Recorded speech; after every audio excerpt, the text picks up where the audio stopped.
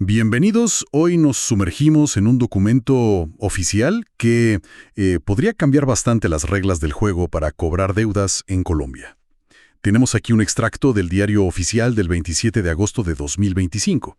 Y bueno, para quien no lo sepa, este diario es donde el Estado publica sus normas más importantes, ¿no? Leyes, decretos. Así es la fuente oficial. Y la pieza central de hoy es la Ley 2540 de 2025. Suena un poco técnico quizá, pero su propósito es bastante directo, me parece. Sí, la idea es implementar el arbitraje como una vía para resolver los procesos ejecutivos. Exacto. Estamos hablando de cobros de pagarés, letras de cambio, deudas con bancos, bueno, todos esos casos que suelen atascar los juzgados. La meta es descongestionar. Justamente. Y nuestro objetivo aquí es desmenuzar esta nueva ley, entender qué es eso del arbitraje ejecutivo, cómo va a funcionar en la práctica, quiénes se ven afectados realmente y, sobre todo, qué pasa con esa promesa de agilizar la justicia, especialmente, ojo, en la relación entre consumidores y entidades financieras. Hay bastante tela que cortar. Claro. La gran pregunta que queda flotando es si esto será de verdad una vía más rápida, más justa. ¿O qué implicaciones tendrá? Bueno, pues, entremos en materia. Arranquemos por el núcleo de la ley. Los primeros artículos nos dan como el mapa general. El artículo 1 lo dice muy claro, ¿no? Sí, implementar el arbitraje en procesos ejecutivos para, bueno, contribuir a la descongestión judicial. Directo al punto. Parece simple, pero ¿cómo se aplica esto en la realidad? Ahí es donde entra el artículo 2, que ya pone condiciones importantes. Esto no es que aplique de forma automática, se necesita que las partes lo acuerden. Tiene que haber un pacto arbitral. Ajá, un acuerdo previo. Exacto. Y cubre, en principio, cualquier tipo de cobro ejecutivo, pero con requisitos clave. Ojo, tiene que ser un arbitraje institucional, ¿Qué significa institucional? que lo administra un centro de arbitraje reconocido. No es algo informal entre las partes, digamos. Y la decisión final, el laudo, tiene que basarse estrictamente en la ley, en derecho. Nada de decidir por equidad o por criterios técnicos solamente. Se busca formalidad, predictibilidad. Entendido. Y también define las figuras centrales, ¿cierto? El artículo 3 habla del árbitro ejecutor. Ese es el que lleva el proceso principal, sí. Y luego está el árbitro de medidas cautelares previas. ¿Eso formal? Sí, y es una pieza bastante importante. Este árbitro puede decretar embargos, secuestros, medidas para asegurar el resultado del futuro proceso, incluso antes de que el tribunal principal se instale formalmente. Vaya. Y es clave que la ley permite que, si las partes lo acuerdan, sea la misma persona quien cumpla ambas funciones, buscando, pues, eficiencia. Muy bien. Ahora, llegamos a un punto que seguro le interesa a muchísima gente. El famoso pacto arbitral del artículo 4. Entiendo que este es el acuerdo para ir a arbitraje en vez de a un juez, ¿correcto? ¿Correcto? Y eso implica renunciar a la justicia ordinaria para ese caso en particular. Así es. Pero aquí es donde la ley intenta, digamos, equilibrar la balanza, sobre todo pensando en los consumidores. El mismo artículo 4 subraya algo que es fundamental. Los derechos del consumidor son irrenunciables. O sea, ninguna cláusula puede interpretarse para perjudicarlos. Es una protección base muy relevante. Y me pareció ver más detalles en ese artículo que buscan proteger al ciudadano común, sobre todo con esos contratos larguísimos que nadie lee. Exacto. El parágrafo 2 de ese artículo 4 se mete de lleno con los contratos de adhesión, esos estándar que nos dan las empresas, y las condiciones generales. Exige que, si el pacto arbitral está metido ahí, se le informe detallada y claramente al consumidor sobre qué significa aceptarlo, que no sea letra menuda escondida. En teoría. Pero la protección más fuerte, me parece, está en los contratos con bancos y entidades financieras, ¿no es así? Sin duda. El parágrafo 3 del artículo 4 es crucial. Para contratos con entidades vigiladas por la superfinanciera, la aceptación del pacto arbitral por parte del consumidor debe ser específica e independiente. Específica e independiente. ¿Cómo así? Significa que no puede estar perdida por ahí entre otras 1000 cláusulas. Debe ser una aceptación clara, aparte. Probablemente una casilla o una firma separada solo para eso. Ah, ya veo. Como una casilla que diga claramente, acepto el arbitraje, bien visible. ¿Y por qué tanta insistencia en esa separación? Pues Yo creo que responde a preocupaciones sobre cómo se incluían estas cláusulas antes. Busca asegurar que el consumidor tome una decisión informada, voluntaria, que no sienta que tiene que aceptar el arbitraje para que le den el crédito. Claro, evitar presiones. Justamente. De hecho, el mismo parágrafo lo dice expresamente. Se prohíbe condicionar el crédito o cambiar tasas de interés, comisiones, lo que sea, basándose en si la persona acepta o rechaza el pacto. Es un intento muy claro de evitar esas presiones indebidas. Entendido. Queda claro. Entonces, tenemos el acuerdo, las protecciones. Ahora, ¿quiénes son exactamente estos árbitros que van a decidir los casos? Bueno, generalmente el artículo 8 dice que será un solo árbitro. No importa cuánto dinero se esté cobrando. Uno solo. Sí. Aunque para procesos de mayor cuantía, que según el artículo 11 y otra ley, la 1563, son los que superan 40 salarios mínimos mensuales, ahí sí las partes pueden acordar que sea un número impar mayor. Por ejemplo, 3 árbitros. ¿Y cualquier abogado puede ser árbitro ejecutor? ¿O cómo funciona? No cualquiera. Deben cumplir requisitos parecidos a los de los jueces municipales o de circuito según la cuantía, y estar en listas específicas que llevan los centros de arbitraje. Eso lo dice el artículo 8. Ahora, hay una diferencia interesante en cómo se nombran. El árbitro principal, el ejecutor, puede ser elegido por las partes, o pueden delegar esa elección al centro. Eso dice el artículo 12. Ok, hay opciones. Pero fíjate, el árbitro de medidas cautelares previas, esa figura que actuó al principio, ese siempre es único y se elige por sorteo en el centro. Ah, siempre por sorteo. Siempre. Lo dicen los artículos 9 y 12. Esto busca, pues, garantizar mayor imparcialidad en esas decisiones tempranas que pueden ser drásticas como un embargo. Tiene mucho sentido. Entonces, ya sabemos quiénes son los árbitros. Ahora, ¿cómo funciona el proceso? ¿Es de verdad más rápido? ¿Cumple esa promesa? La ley ciertamente apunta a la agilidad. Pone plazos muy estrictos. Todo empieza, claro, con la demanda, como dice el artículo 15. Debe incluir el pacto arbitral y la liquidación del crédito. Luego viene un tema clave, los costos. El artículo 16. Los costos del arbitraje, claro. ¿Quién los paga? Inicialmente los paga el demandante, el que quiere cobrar. El centro los calcula y le da 10 días para pagar. Si no paga, pues el proceso no arranca. ¿Y si el demandante gana al final, recupera ese dinero? El tribunal puede ordenar al demandado, si pierde, que le restituya esos costos, total o parcialmente. Esto es especialmente relevante si el demandante es de bajos recursos, lo menciona el artículo. Ajá. Pero hay un giro interesante. Si el demandante no paga los costos iniciales, el demandado tiene la opción de pagarlos él mismo para que el proceso siga adelante. El demandado puede pagar. Qué curioso. ¿Sí? Si nadie paga, ni demandante ni demandado, entonces el pacto arbitral pierde efecto para esa deuda específica.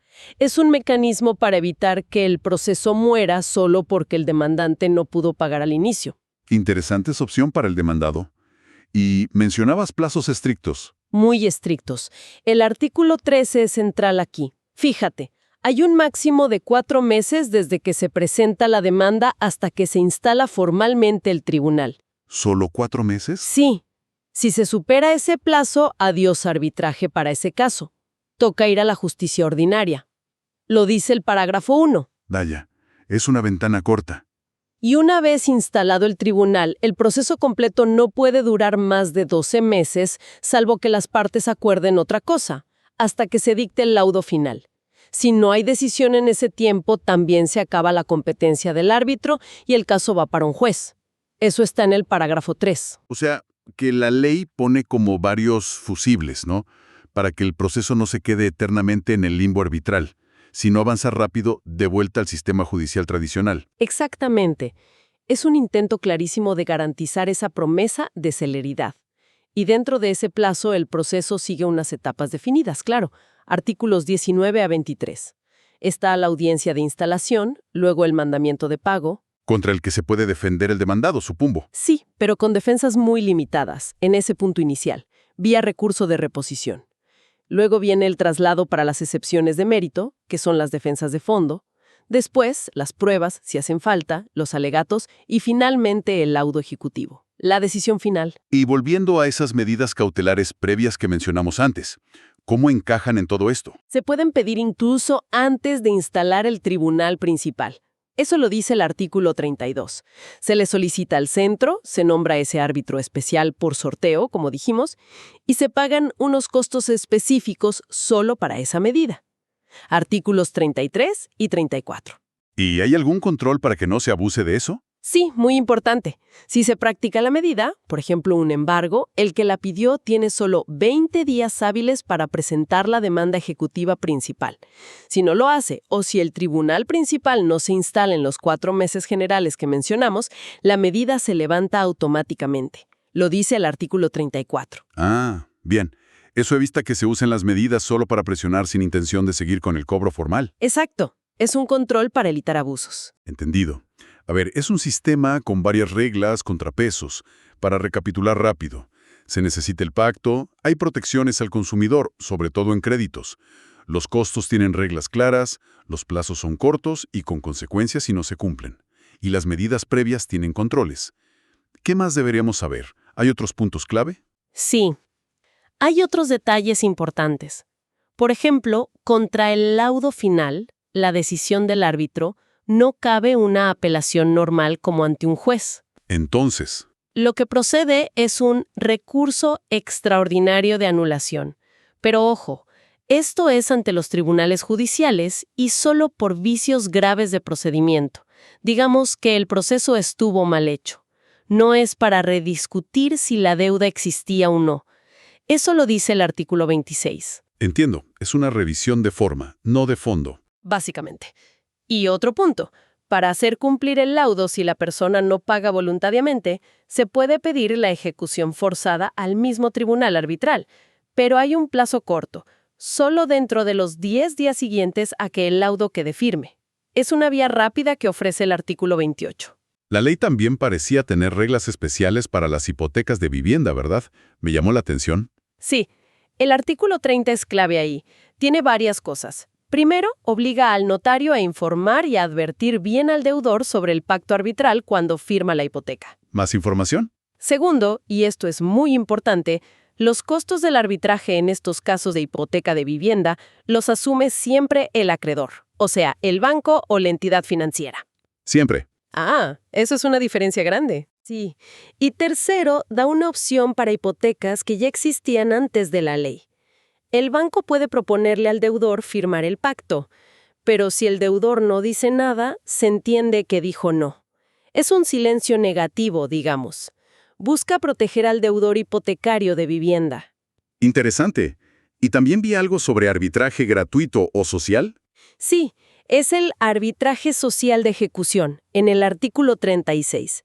La idea es que los centros de arbitraje ofrezcan esta modalidad gratuita para casos de mínima cuantía, que son los de menos de 40 salarios mínimos. Se haría con árbitros que trabajen voluntariamente, ad honorem. Es un intento de dar acceso a esta vía también para deudas pequeñas, donde los costos normales serían una barrera. Una iniciativa loable. Y una última regla que me llamó mucho la atención. La prohibición a los bancos. Ah, sí, el artículo 37 es bastante directo. Prohíbe tajantemente que los bancos y otras entidades financieras creen sus propios centros de arbitraje o participen en la propiedad o administración de los centros que manejen estos procesos ejecutivos. ¿Y por qué esa prohibición tan fuerte? Pues el objetivo parece clarísimo: evitar conflictos de interés. Que no sean juez y parte, digamos. Busca asegurar la independencia y neutralidad de los centros de arbitraje. Es una decisión legislativa fuerte, sin duda, con implicaciones en cómo se va a configurar este mercado de arbitraje. Ya veo.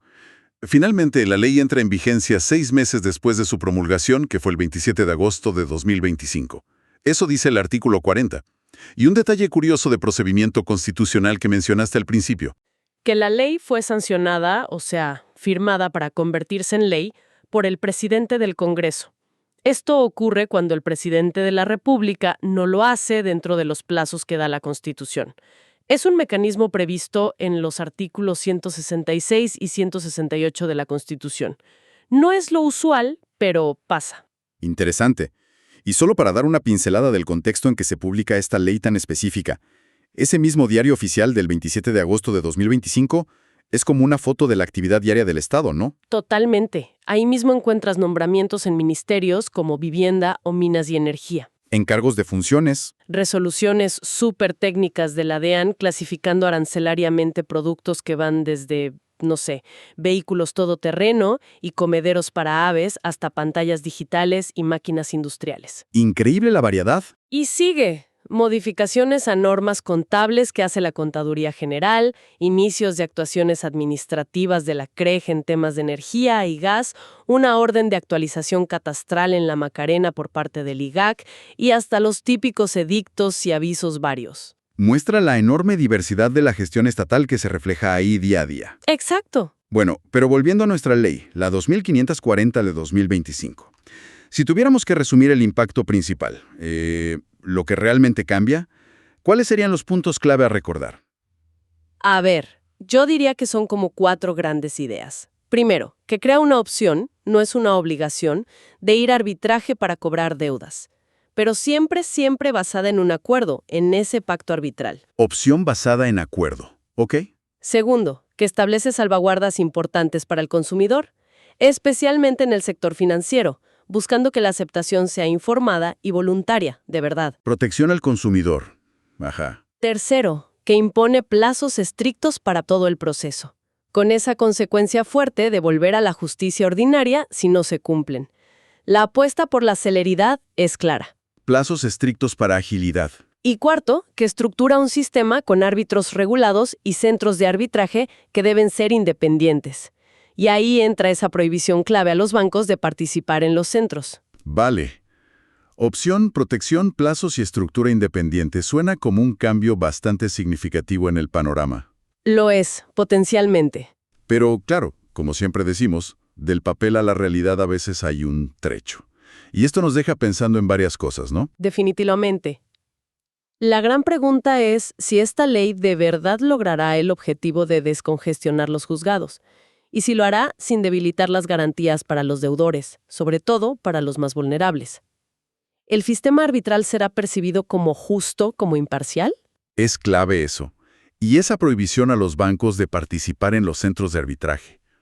Por un lado, busca independencia, claro. Pero por otro lado, podría dificultar que haya suficientes centros, que sean robustos, accesibles, especialmente fuera de las grandes ciudades. Es una tensión interesante, sí. Podría generar un cuello de botella si no se desarrollan suficientes centros calificados e independientes. Y queda por ver cómo van a reaccionar las personas y las empresas en la práctica. ¿Cómo así? Pues sí se volverá común incluir el pacto arbitral en todo tipo de contratos ahora. O si por el contrario habrá resistencia, desconfianza. La adaptación de las prácticas contractuales y legales va a ser fundamental para ver el éxito o no de esta ley. Sin duda, son desarrollos que valdrá la pena seguir muy de cerca en los próximos años. La intención de la ley es clara, pero su implementación y sus efectos reales, bueno, eso está por verse. Exactamente. Habrá que observar. Muchísimas gracias por acompañarnos en este análisis detallado. Ha sido muy esclarecedor. Un gusto. Y a quienes nos escuchan, gracias también. Hasta la próxima.